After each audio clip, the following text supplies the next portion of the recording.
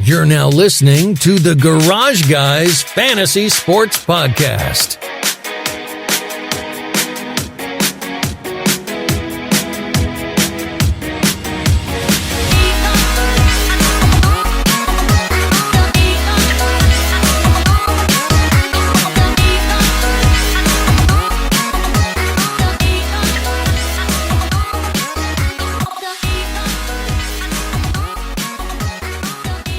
What's up? Welcome to episode 165 of the Garage Guys Fantasy Sports Podcast. Randy's playing beach ball right now. Randy's on a beach. We got Darian Gilliam from Blag Flags Matter. Big chilling with us here on the show. Dude, pleasure having you on. Yeah, sorry, I can't be on video. The whole camera is all, I don't know, it's all buggy today. But I'm glad to be here from the phone at least. But damn, it's not episode 169 yet. God damn it. Not yet. No, we'll get there. Maybe we'll have you back on for that one. I'm half gone over here, guys, already. Randy's fucking invisible. This show is already off to an insane start. Randy's just going to be in and out. For a while. Green screens are amazing. Yeah. But guys, I'm on a beach, man. This ain't a green screen. I'm on an island. I come down here every Memorial Day to this same island. A bunch of people show up, and the name of the island is How I Want to Poke You. How I want to poke you. How I want to poke you. We're down here on this island of How I Want to Poke You right now. Not Randy you. bought the island. Wait, why is it that name? How I Want to Poke You? Why though? Because there's a lot of poking going on down here. A lot of poking going on. I'm not going to ask anymore. A whole lot of poking going on. Here's the beautiful thing. Everybody knows Garage Guys Fantasy Sports is brought to you by Drip Drop RS, best hydration in town. So if there's a lot of poking going on, you got to stay hydrated. So Drip Drop RS was invented to treat dehydration in the most challenging circumstances. Dehydration can have a profound effect on your health, mood, and performance. And Drip Drop is used by athletes, firefighters, military members, the Garage Guys. Randy's got his drip in his tumbler right now on the beach. He's staying hydrated. Drip Drop.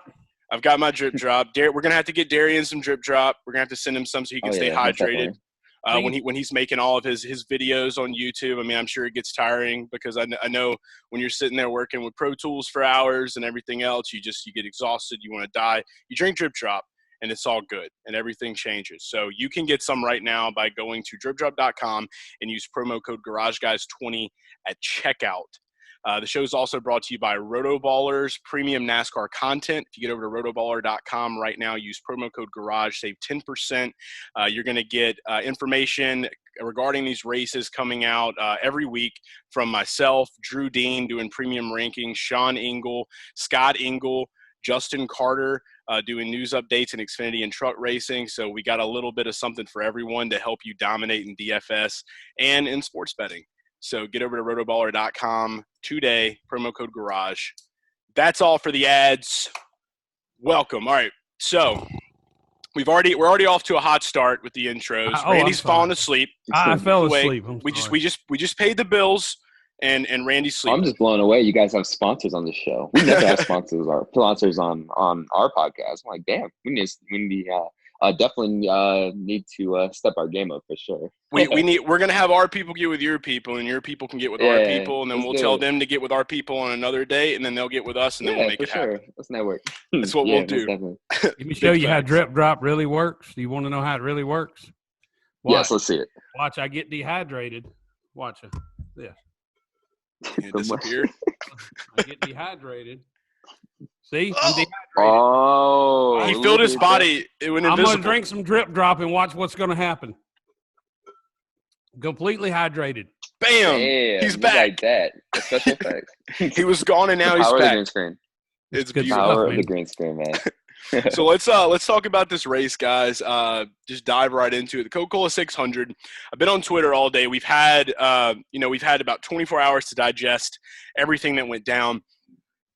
So many people that the biggest thing to start off with is the fact that Jeff Gluck puts out a tweet every week about was it a good race, and the results are in, and Twitter does not think it was a good race. And I have my thoughts on this. I want to get Randy's, and I also want to get Darian's. But my thoughts on this are that there's a huge influx of new fans coming into this sport. And after what we saw Wednesday night at Darlington, the drama between Elliott and Busch, just the racing, the domination of Clint Bowyer. A lot of fans have come through the Barstool Network, so they hear Bowyer all the time. Seeing him dominate like that was exciting for a lot of their listeners.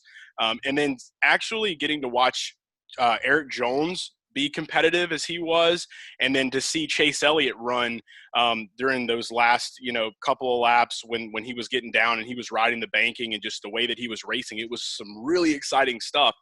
And then when you go to the Coca Cola 600, it's a longer race.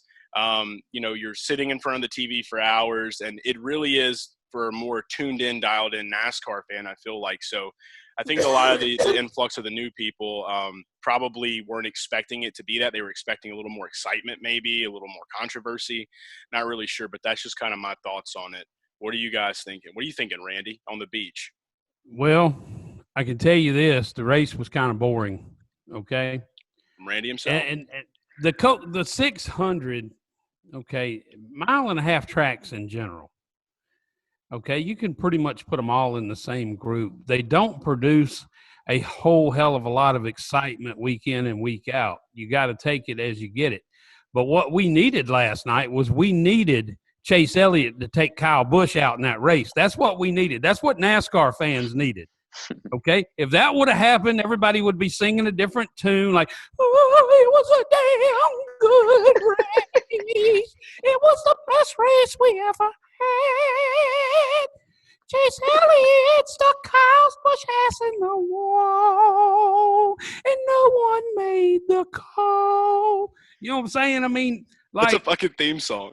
Wow. Yeah, if that would have happened last night, everybody would be chirping a whole different tune. The birds would be in the forest all fucking each other right now because they'd all be horny as hell from hearing all the birds fucking chirp. You see what I'm saying?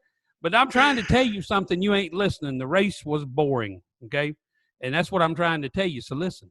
All right, Darian. That was the worst Coke 600 I've ever seen in my life. And I've never really been into it much. To be honest, I don't know, like the Coke 600 just being like the standalone event was really bizarre just because, it's always on the day, the greatest day in motorsports. I mean, I'm so used to getting up on that day to watch Monaco and then the Indy 500. So I've already got my racing fix. And it's not even evening yet. So it's already an awesome day. But like, as far as the Coke 600, I don't know. I know it's there because of tradition, but personally, I've just never fully embraced it or really gotten into it. Just from the racing perspective. I mean, obviously the patriotism, the pageantry of, that alone is, amazing, and they do a great job going all out for that. But I don't know, just the racing product, like, if I have to pick one that I really liked, it was the 2005 one, simply because that one had like 22 cautions. But like outside of that, and then the 2011 one, I don't know. It's just it's a very forgettable race to me. Just from my personal experience. Yeah, and I mean, and that's the opinion of a lot of people. So I mean, for me, it's like any race day, I'm excited. I'm ready to watch some racing, and I've kind of looked at the 600 to where it's like, it's more of like a respect for the amount of patience for that race for those drivers, and just the fact that you're in a car that is over 100 degrees. And you're running around that track for as long as you are. So it's just like, it's kind of like an eye-opener for the amount of stress that these drivers are under to be able to perform the way they perform in such a long race. So I guess kind of out of that respect, I try to like find a little bit of like oomph to it. But I mean, let's be honest, like people that watch this sport and people that enjoy it, as fans, like they want to see action.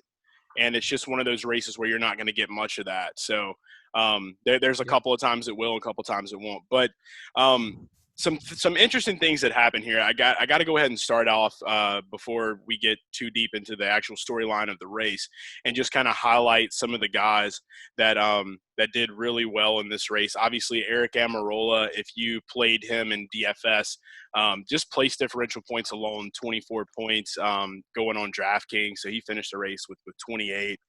and he was just a huge value for that race. Jimmie Johnson, and we'll have a lot to talk about him.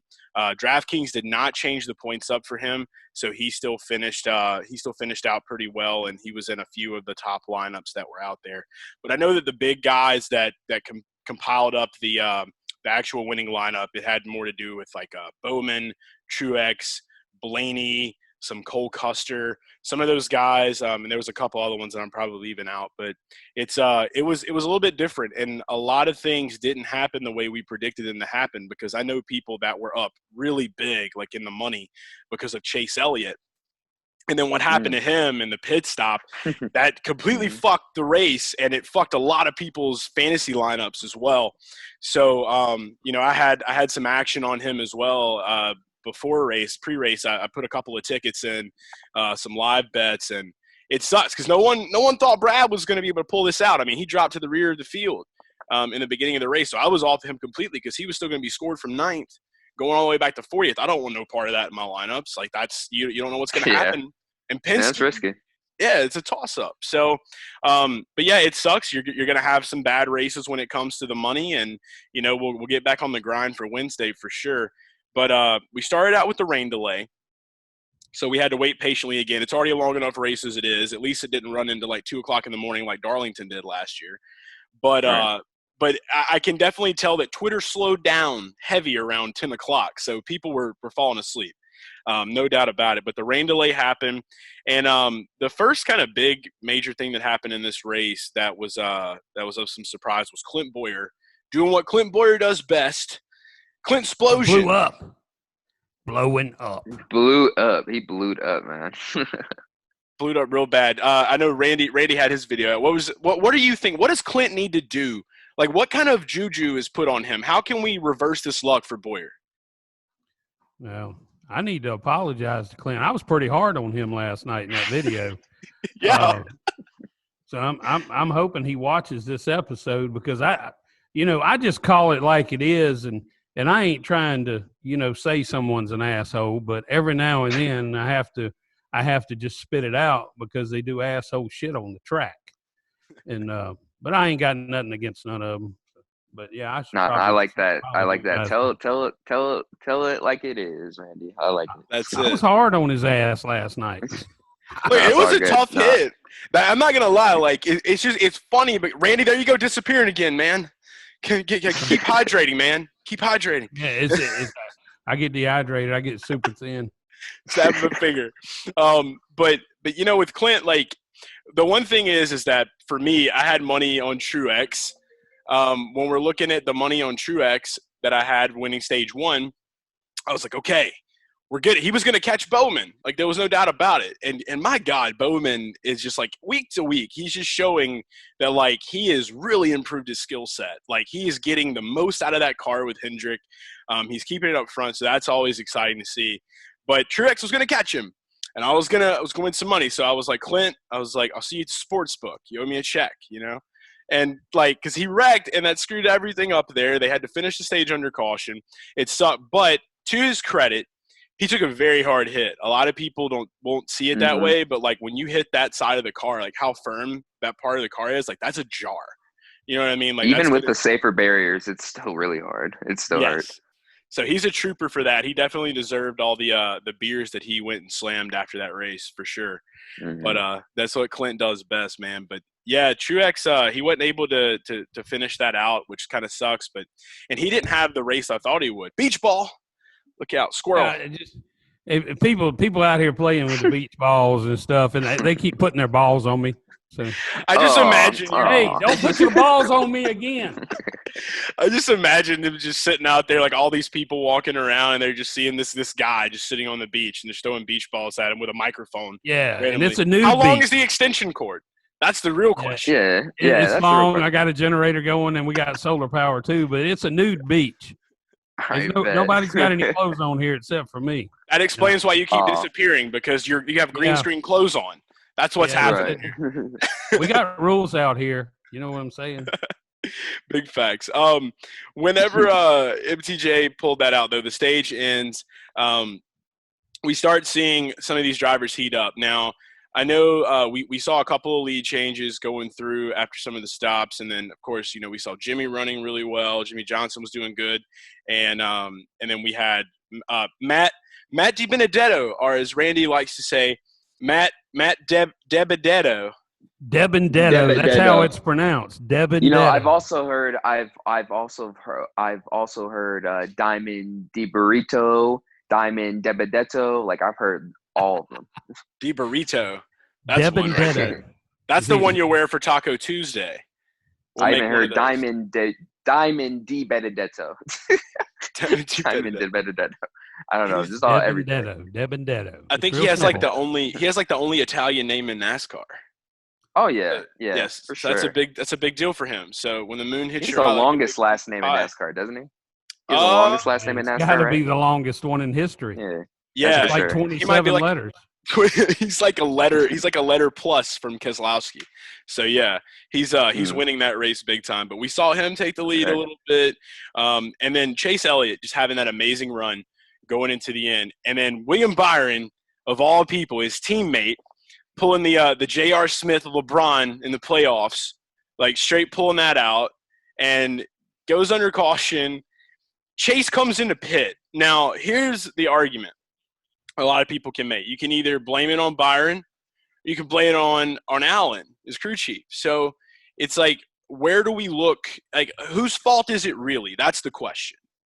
Oh, no, it's Byron's. It's Byron's fault if you want to really look at it. I mean, we're going to really – personally, I don't think you should be blaming anyone, but if you want to point blame at somebody, you got to point it at Byron. He probably felt that, flat coming on very soon. Probably should have just maybe pulled it off to the side, immediately slowed it down. But I understand him trying to ride it out. He's trying to get a good finish too. But unfortunately, it didn't work out. But what the hell is Alan Gustafson, supposed to do? Like in that situation, like here's the thing, like I know clean air is king, but in these final two laps, where the cars are really close on the restarts.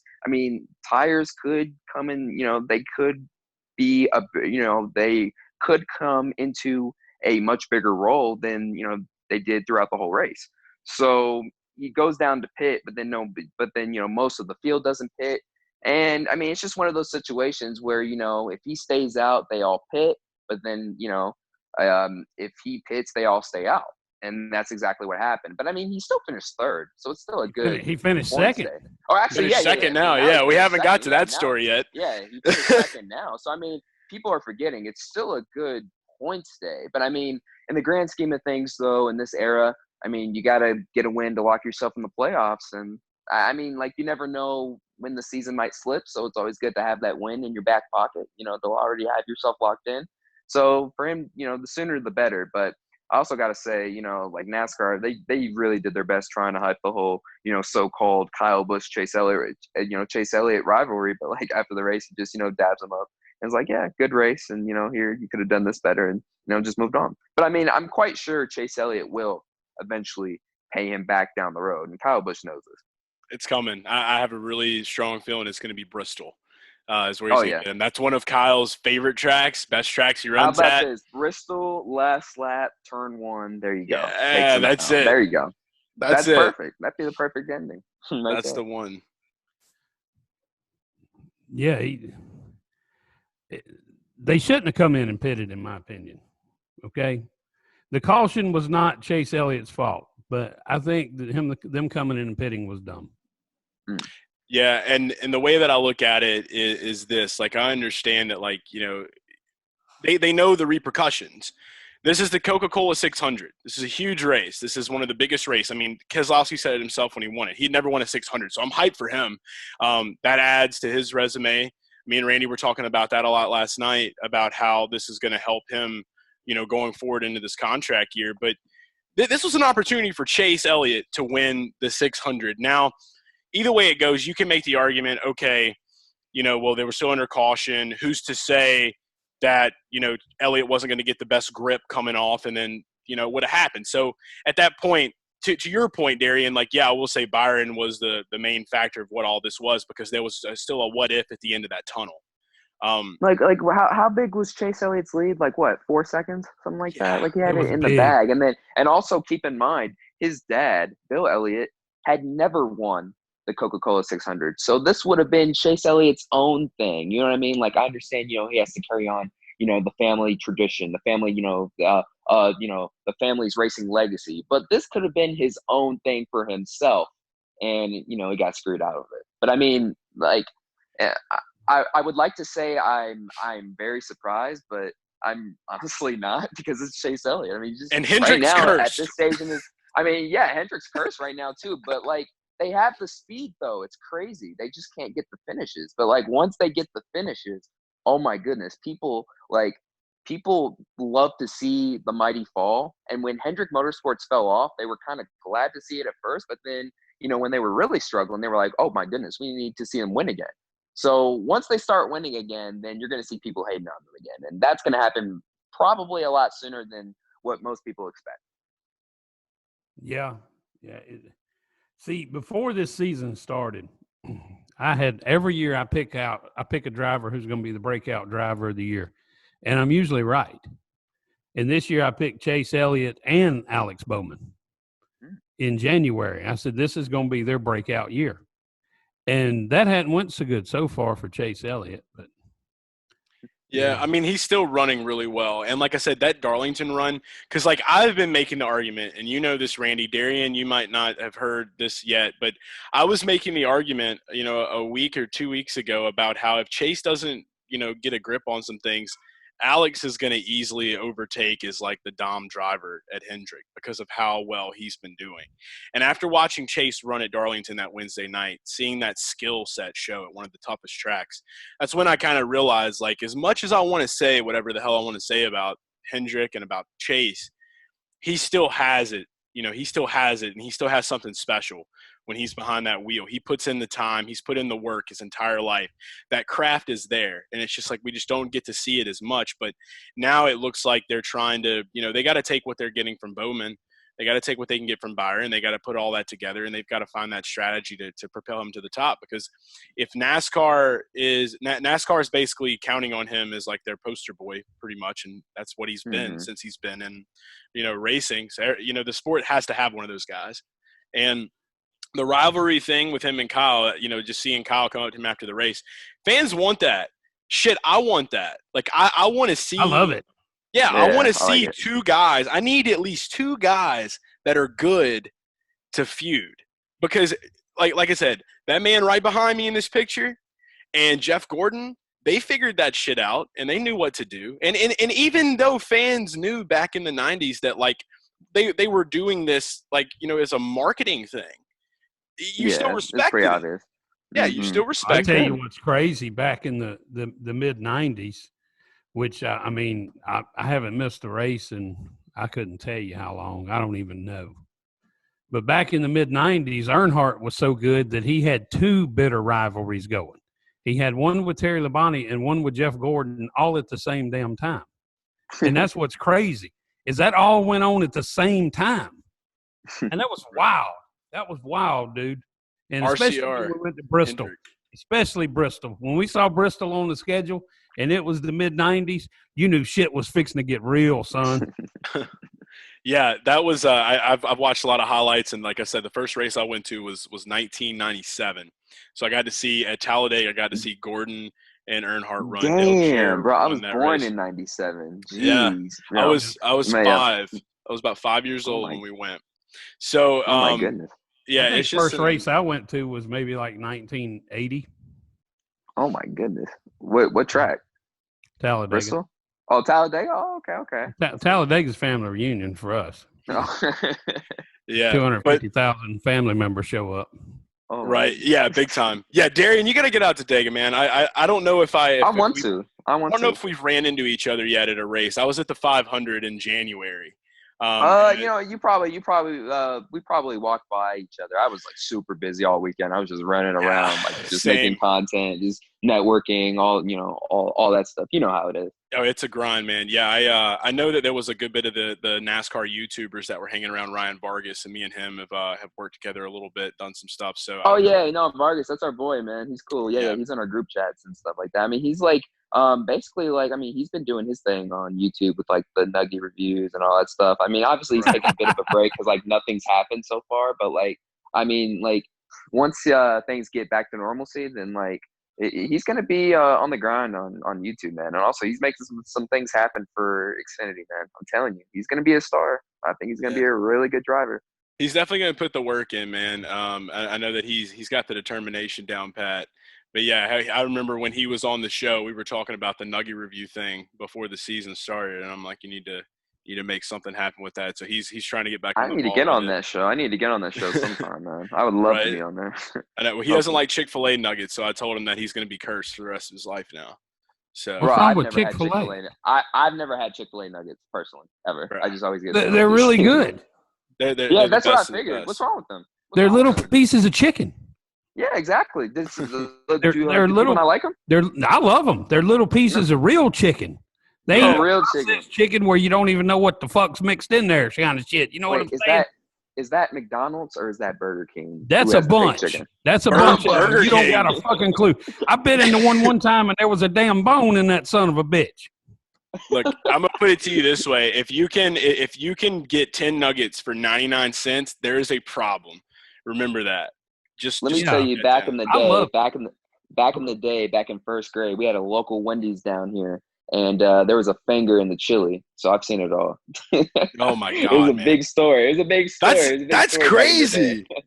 That's insane. But yeah, I don't know how that happened, But Brad Keselowski, getting back to this race, Brad Keselowski wins this race. This is big for him. Are we still – I mean, everybody's pretty much got to be on the same page. We're still thinking that he's going to end up at Hendrick in that 48 car next season. I mean, here's the thing, though. I saw this on Twitter today, and this was from, motorsport.com. They're a pretty reliable source, in my opinion. And, they had said, well, for up until the whole pandemic started, the whole rumor was, okay, then Kozlowski is definitely going to be in the 48 for sure. But, with all the recent changes and whatnot, I mean, Hendrick's kind of rethinking the situation, and maybe the best route for them that they're considering is going with a young prospect. Now, probably the most obvious choice is Noah Gragson. But in the motorsport.com article, they had mentioned, guys such as Christopher Bell, Eric Jones, they're only in 1-year deals. So, I mean, and also, Toyota, they have, an abundance of talent in the pipeline. And it's argued that, their pipeline is really overcrowded, very overcrowded at the moment. So my question is that, does Kozlowski really go to the 48, or does a young guy go in there? Yes, he does. Yes, he does. And I'm going to tell you why. Okay. I'm fixing to step in this shit. I hope y'all smell it. Okay? Because I hope you can smell what I'm stepping in. Kozlowski has to go to the 48 car. There's no if, and, or but. It's not an option. There's no other way this can happen type of deal. The deal's already in the works. Trust me on this. The checks are being written as we speak. Okay? As we speak. Kozlowski has to go to the 48 because there's a fact. Here's a fact. Simple fact. I've said it 100 times. When Jimmie Johnson hangs it up this year, if Chase Elliott, if the 24, 88, or 9 don't win a championship, then Hendrick Motorsports is without a championship veteran driver. And that ain't going to happen. Rick Hendrick is not going to allow that to happen. That has not happened since Terry Labonte joined Hendrick Motorsports way back in the early 90s. Okay? That's a good point. They cannot survive without a championship driver in your stable. Look at the race teams that don't have a championship driver. Okay? RCR does not have a championship driver, do they? Well, Tyler Reddick could be a championship driver. Yeah. Hasn't won a cup championship. Okay? We're talking about facts here. Okay? Right. You got Hendrick Motorsports with 7 current championships. How many does Gibbs have? Two current drivers? Yeah. 2. Yes, they do. Okay. Truex and Busch. Now Chip Ganassi has 2 championship drivers. Mm-hmm. Okay. Now let's think about how this might work out and to their advantage. But look, if Kozlowski does not go to Hendrick Motorsports, I am going to think Hendrick Motorsports personnel is the biggest bunch of boneheads on the planet right now, because you leave yourself without that veteran to give that awesome veteran championship mentality feedback. Yeah. See, like, I mean, you can also make the argument that, I mean, sure, these drivers, sure, these teams, have these championship, drivers. But, I mean, when you really look at it, I mean, what have they done for them lately? You know what I'm saying? Like, Kozlowski, yes, he just won last night, but has he really been a championship contender, recently? Not really. And then Johnson, like, he's kind of moving in that direction. But I mean, like you said, he's retiring. Really, the only teams that are, currently with championship caliber drivers, to me right now, that are former champions, Kyle Busch and Martin Truex Jr. right now over at Joe Gibbs Racing, and Joey Logano, of course, with Penske.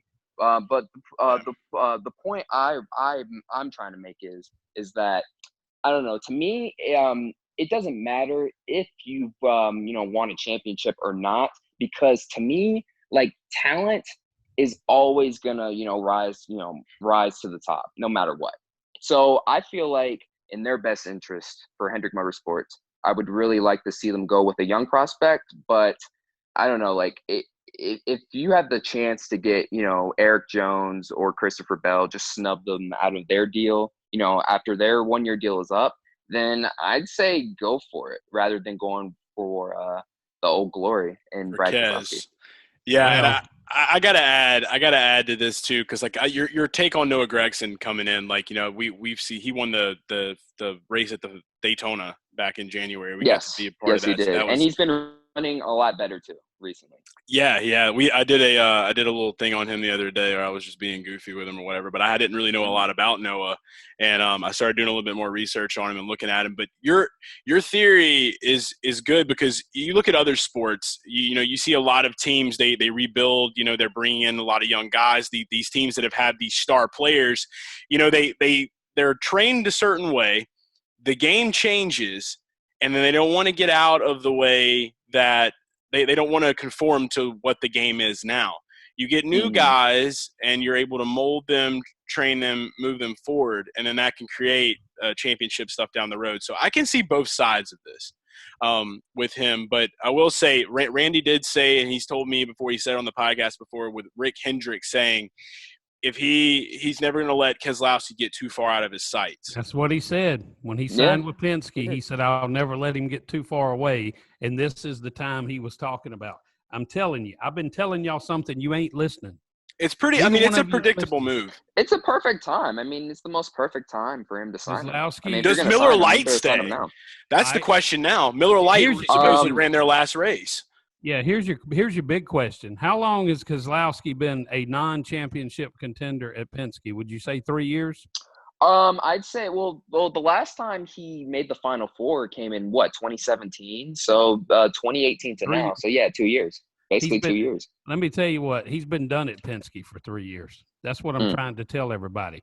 It's the way these race teams work, and it's human nature.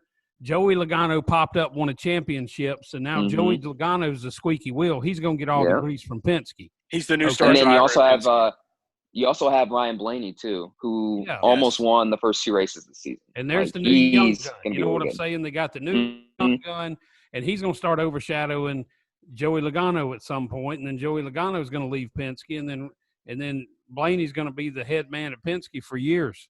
This is time after time. Yeah, this is. And then I also see Austin Cindric taking over the 2, just because, his family ties to Penske Racing already, and, he already has the funding. So I can see him just, stepping in. That's a very simple call right there to make with him going to the 2 car. So I do like that one as well. But, yeah, Miller Lite pulling away. Miller Lite leaving NASCAR doesn't seem right. Like, I don't drink at all, but I will be the first person to sit here and tell you that Miller Lite and NASCAR go hand in hand. That's just – it's a predominant sponsor. And, Miller Lite needs to step their shit up. I'm going to put it plain and simple. I checked out Twitter yesterday. Okay, last night, Brad Keselowski wins one of the biggest races in NASCAR. It's the last race that Miller Lite is going to be on a car for this year. And the last time they tweeted was 4 days ago. I don't care what kind of company you are or whatever. That's like the biggest slap in the face. That basically just tells me, like, fuck this, we're out. Like, don't have anything to do. So basically, the whole reality of the situation is that Miller Lite is moving on from racing. They've been in racing for 30 plus years now. They've had iconic moments, iconic schemes. Like, I mean, they, ran their course in the sport, and I guess, now they just want to move on. And what I mean by that is I was watching SportsCenter right after the race. At the very end of the show, they had the little sponsor segment, and it was, I kid you not, it was called the Miller Lite SportsCenter highlight of the day, something like that, something to the effect of that. And I was fully expecting them to highlight, their last race in NASCAR ever, possibly, and highlight Kozlowski's victory. But no, they just talk about the whole the golf match from that day between Brady and Manning. It's the hot topic. So basically, what that told me is that like they want to go with like the trendy stuff right now.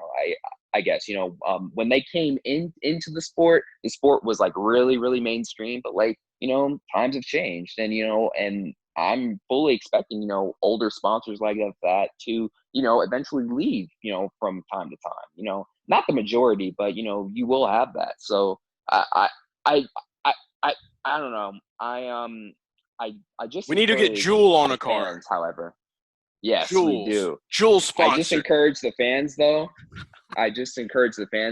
Don't hate on a sponsor that leaves. Like, just bank them. I mean, I don't get that. It's like, oh, Lowe's is leaving Johnson, let's hate him now. It's like, no, dude, they were on there for years. Like, embrace them.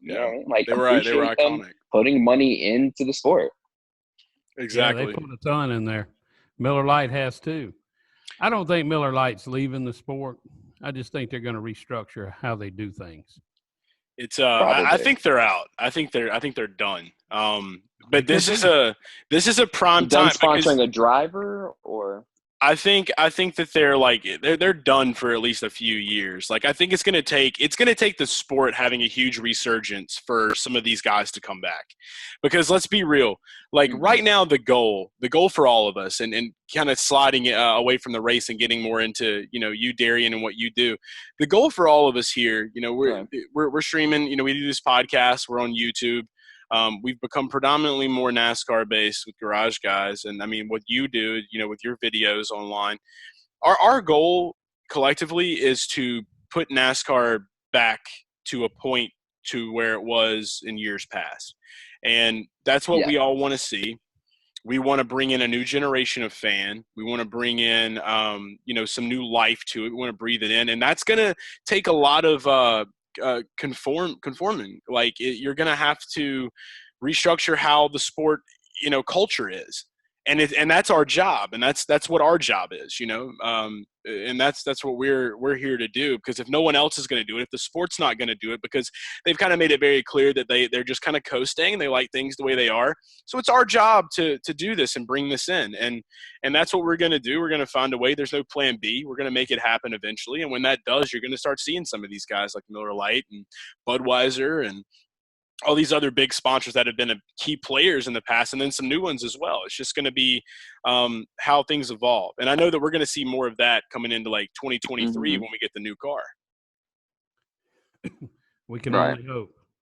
Yeah, big time. But moving into you, Darian, you had a channel on YouTube, Blag Flags Matter. I've got to check out a good bit of your videos. And for anyone that's listening to us right now that have never heard of Darian or Blag Flags Matter, get over to YouTube and be sure to subscribe to his channel. Guy's putting out killer content. But, with us being in the times we're in right now, the hot topic is NASCAR Racing 2003. It was iRacing, the Pro Invitational, all that happened.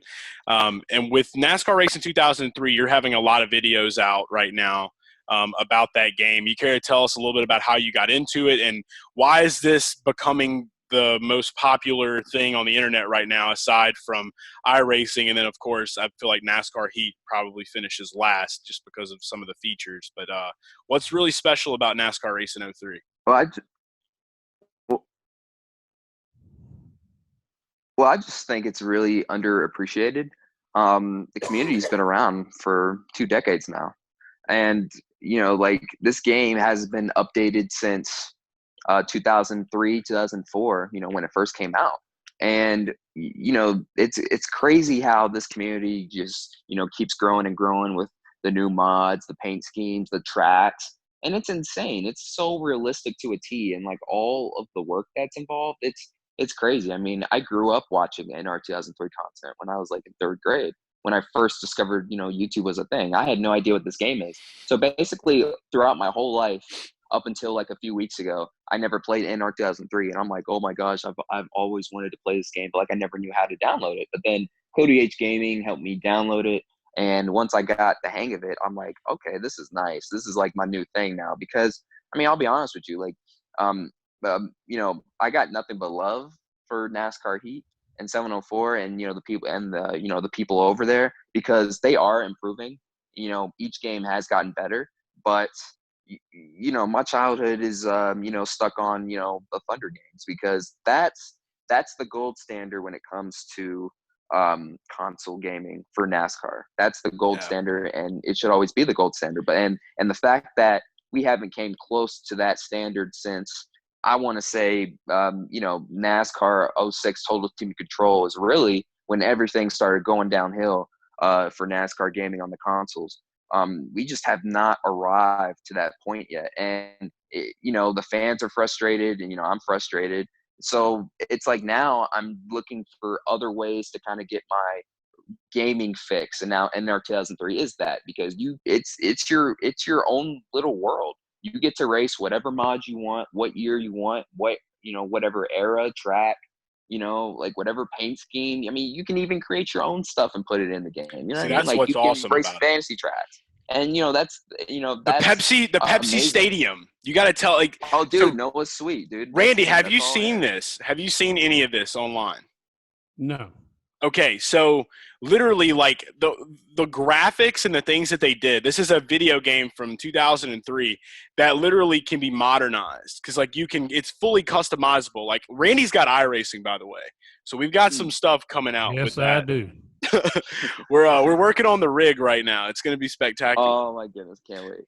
It's going to be unbelievable is what it's going to be. Yeah, we do Garage Guys Racing. We got Kenny and Kyle Lowry. They run in the Erska Racing Series. So we fully support them. They're off on Monday. Oh, so, I'm sponsoring one of their races. That's right. Yeah? Shout out to them, man. Sweet. Yeah, shout out to the Erska. The Vegas race, and it's next month, I believe. Yeah, if I'm not mistaken. Dude, Johnny started that league, man. He's a hell of a guy. Yeah. Shout out to him, man. Yeah, big in the community for sure. But yeah, the Pepsi Stadium, I saw that on Noah Sweet's account as well, and then I saw you did a video about that. So that was some interesting stuff. And then I watched one today too that I'm a huge fan of this. So like I'm a big Nintendo 64 kid. So that's what I played growing up, and like I literally just got a 64. I got NASCAR 2000. It's got Terry Labonte and Dale Earnhardt on the cover of the cartridge. I played it the other night. The graphics are terrible, the most horrible graphics in the world, but I'll still sit there and play it for hours and run Dega. I was a big NFL Blitz kid as well, so I still play that. Oh, dude, that game would always piss me off because the guys would always fumble. I'm like, oh my goodness, like I can never get away with them. But not. Speaking of old games, I was just playing last week during quarantine some NASCAR 98 on the PS2. I have a PS1 memory card, so I can finally save my stuff. So I was playing awesome. that. And then I was also playing some NASCAR Rumble too. And yeah, NASCAR Rumble. Oh, dude, like, I forgot about that game.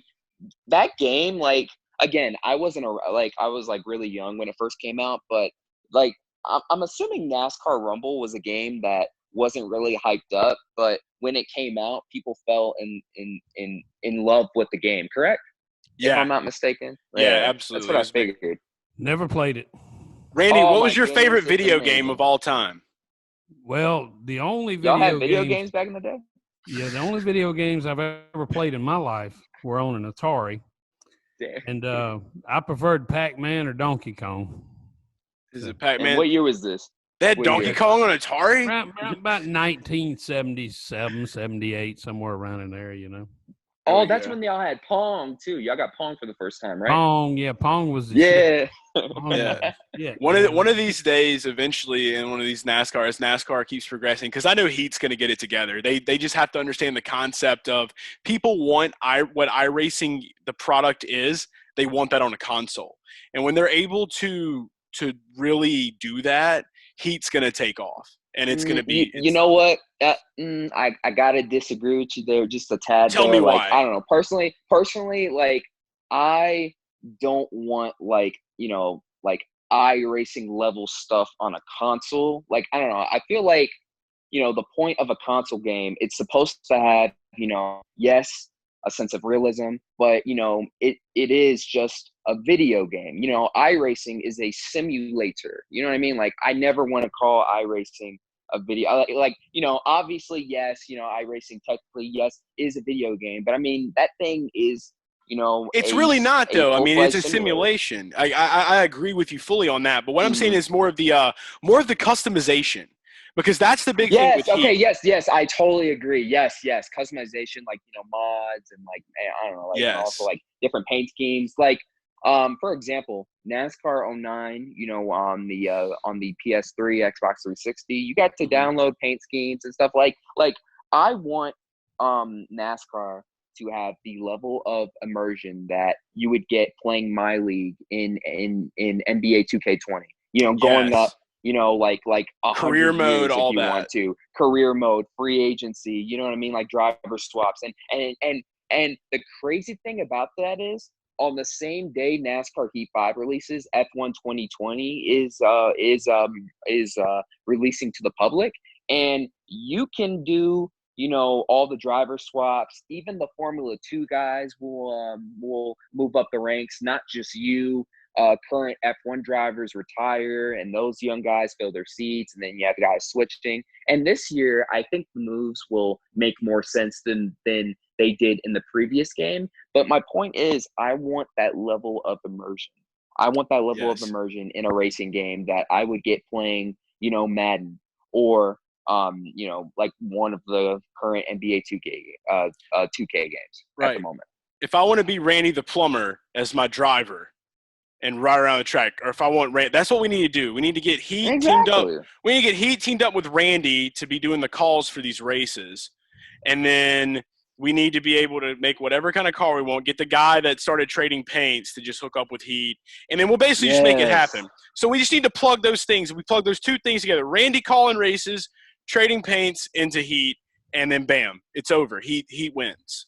Heat wins. Yes. And Heat's very involved with the – they're very involved with the online community too. So like, we have given props on that. It's just like, I totally understand the frustration, from, just like, the community, just like when are, like about the product, like when is the product going to be better?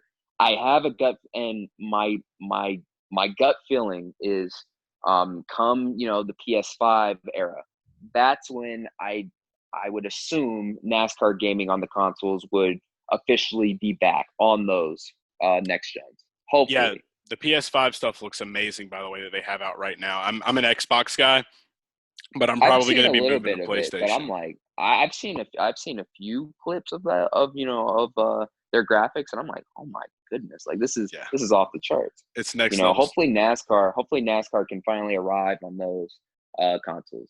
I'm hoping so as well. Darian, before we go, one thing I had to talk about, and going back to the race, Jimmie Johnson, he finished the race second, and then he was disqualified for his win because the car had some issues. So he went back, and during the race, you tweeted out that Jimmie Johnson has it in the bag, and there's this constant thing of going on of you, like we talked about, you jinxing these drivers. So do you think that it's more of NASCAR looking at your Twitter account and saying, okay, we've got to do something because Darian said so, and Darian can't be right, so now we have to change things?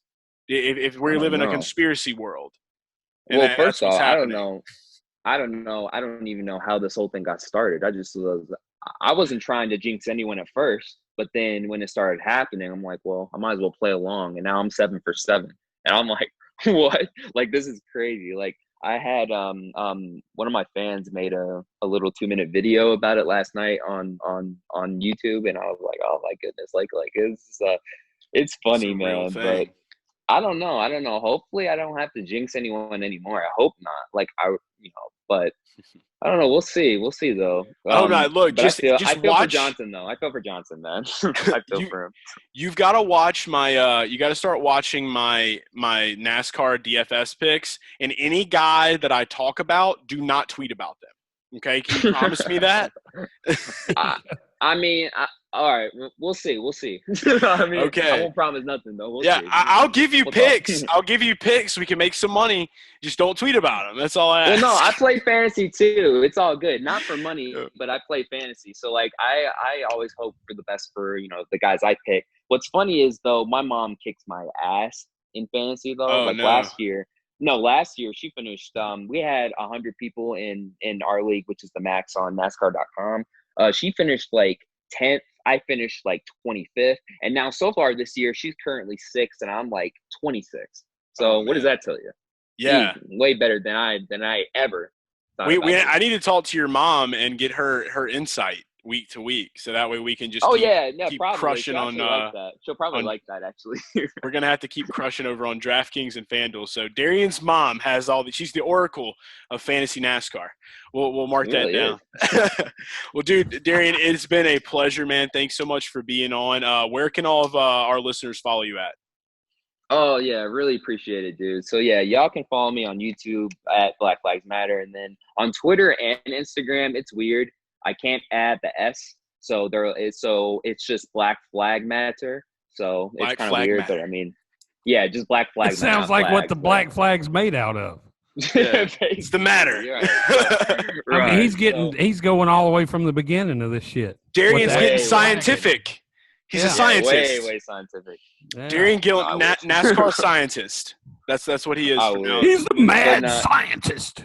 But no, y'all can follow me on there. And then I'm trying to get on the IndyCar side of things. So go subscribe to IndyCars Matter. Like, I've been kind of lazy over on that channel. But, like, to be honest, I've been watching some older races trying to get a feel for, more, get a better feel for the sport, because I just don't want to talk, out of my ass there about IndyCar because hence the channel name. IndyCars matter too. And, they get a ton of disrespect in my opinion. IndyCars matter.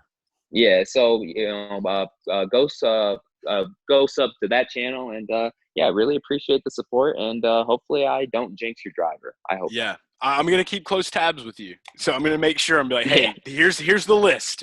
We got Joker was all up on Ricky Stenhouse Jr. yesterday. Oh, yeah, that was my worst call. He was all up on Ricky Stenhouse Jr.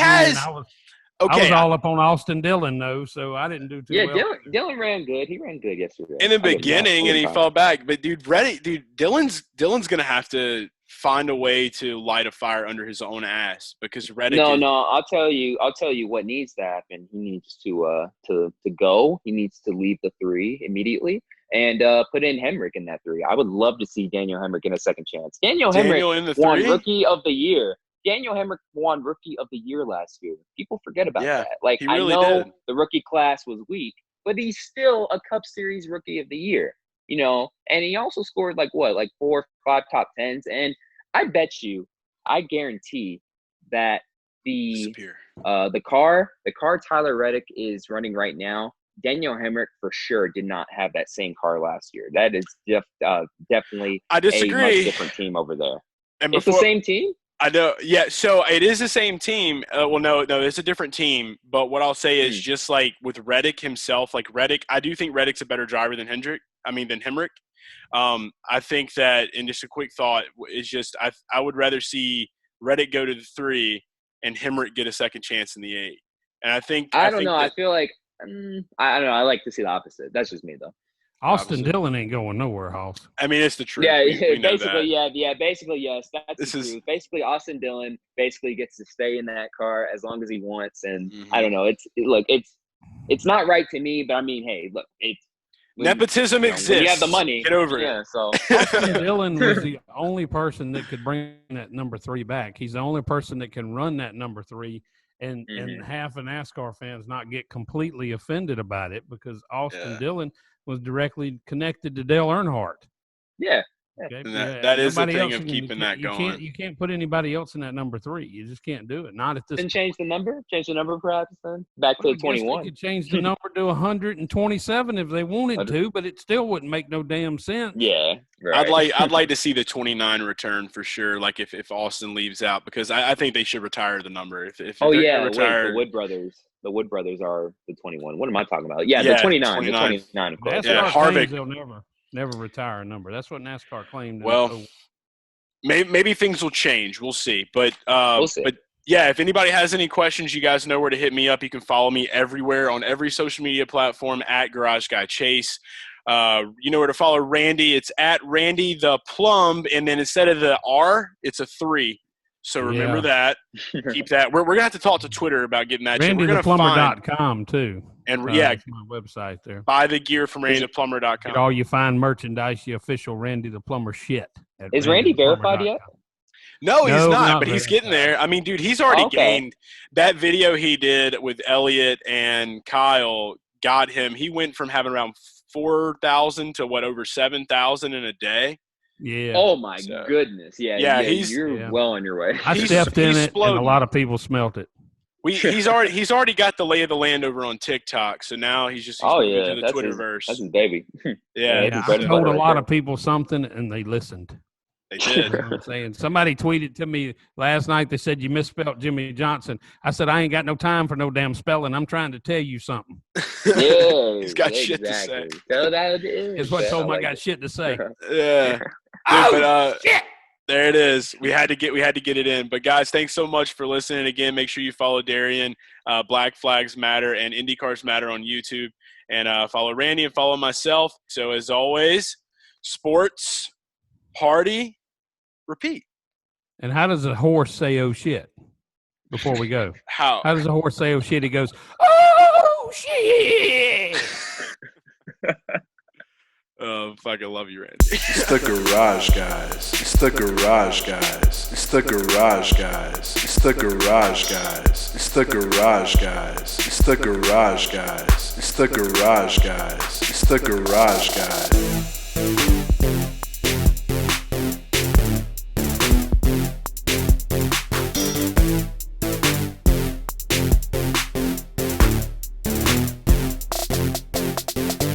It's the Garage Guys. It's the Garage Guys. It's the Garage Guys. It's the Garage Guys. It's the Garage Guys. It's the Garage Guys. It's the Garage Guys. It's the Garage Guys.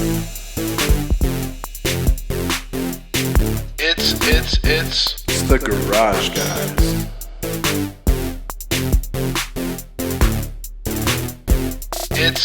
It's the Garage Guys.